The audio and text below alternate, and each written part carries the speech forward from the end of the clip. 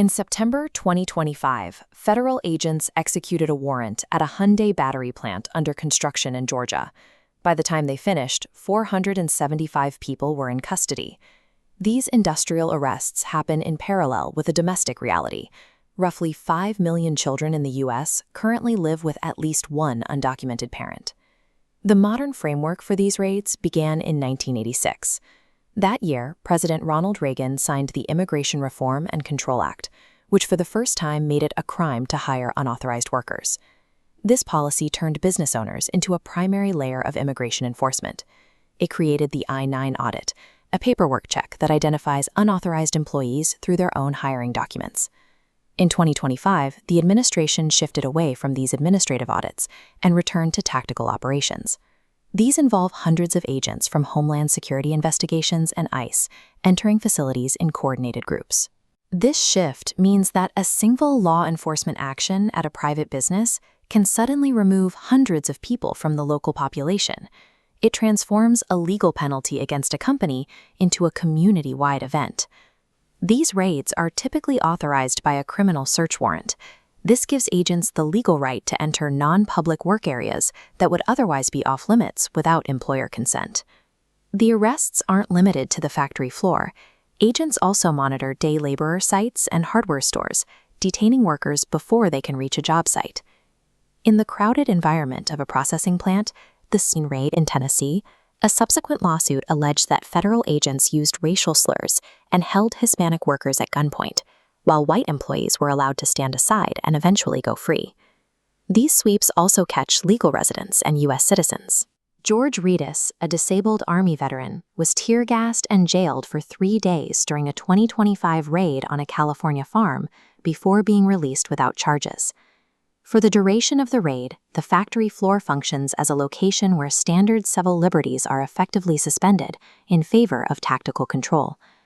The crisis moves to the household by late afternoon. Children return from school to find empty houses and eventually discover their parents are gone. ICE is not authorized to take U.S. citizen children into custody.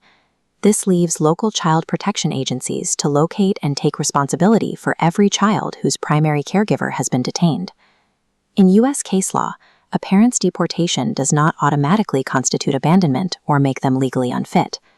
Because parental rights remain intact, local agencies must attempt family reunification, forcing social workers to bridge international borders to coordinate custody with deported parents.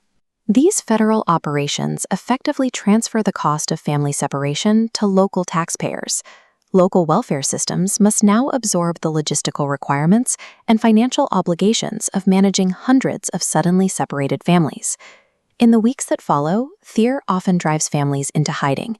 Terrified that a school could be the next target, parents pull their children from class, leading to high rates of chronic absenteeism.